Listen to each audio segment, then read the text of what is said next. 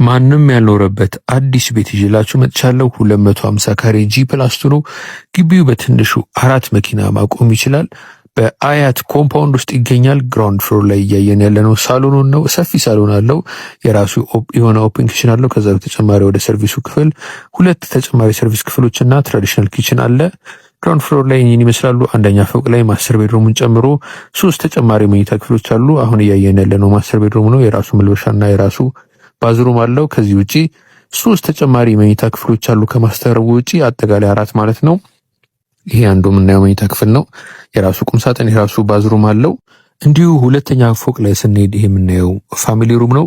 ሁለተኛ ፎቅ ላይ ከፋሚሊ ሩም በተጨማሪ 3 ተጨማሪ መኝታ ክፍሎች አሉ፣ የራሳቸው ቁም ሳጥን ያላቸው። ከዛ በተጨማሪ የጂም ክፍልና የኦፊስ ክፍል አለ።